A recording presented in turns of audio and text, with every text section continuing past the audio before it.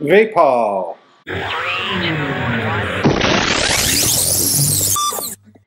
Hey gang, Steve of Steve K's Vaping World again with another VapeHaul.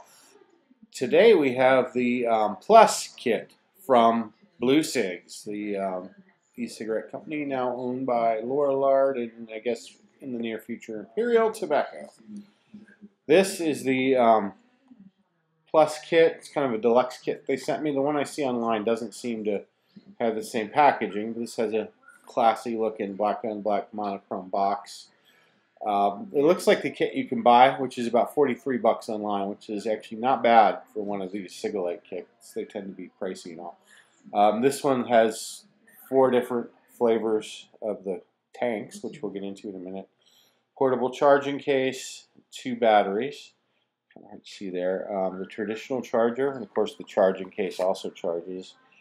And included with the charging case in the manual is a nifty little kind of flat wire Android style charging cable for the PCC, portable charging case. Alright, let me give a little jump here and we'll start talking about the individual components. So essentially, the news has kind of borne this out probably for about the last year, is that the traditional e-cigarettes, the closed systems, have been just kind of having their lunch eaten by the what they call in the industry parlance the open systems. You know, your stuff, anything refillable, your stuff like Egos up to the bigger APBs and whatnot.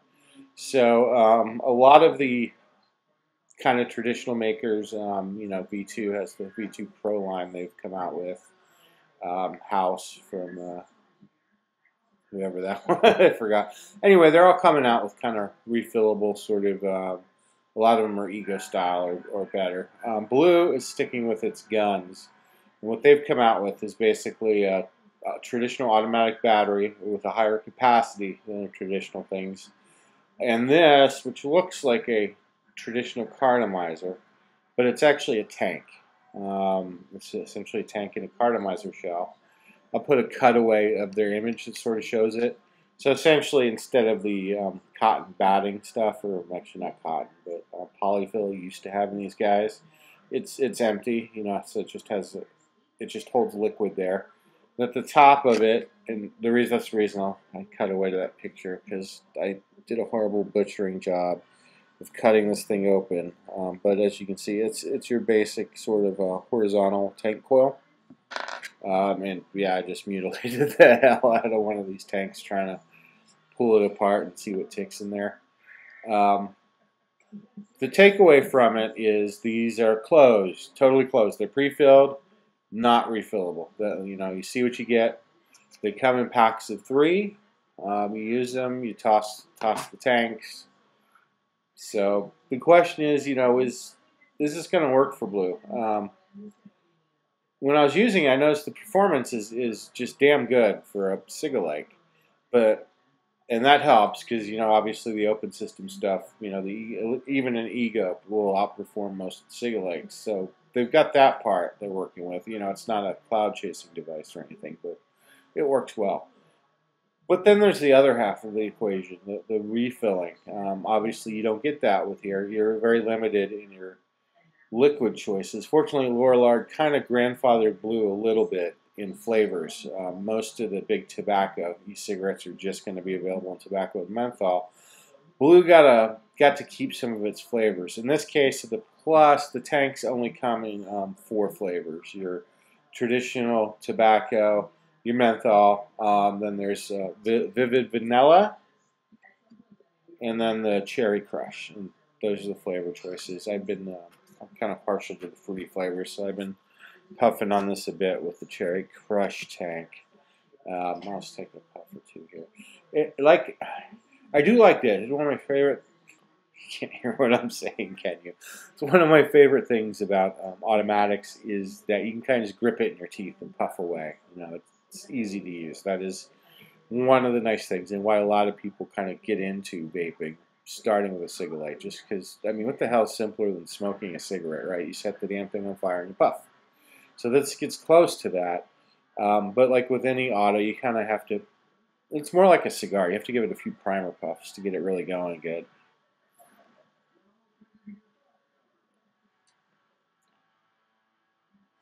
So it's not bad vapor. You know, it's not going to pound out clouds like a nice RBA or even Atlantis tank. But I'd say it's comparable to an Ego setup, so that's not bad. Again, I guess I'll have to see what the market has to say as far as if that's enough to kind of recover some of that ground they've lost to more of the Ego style setups.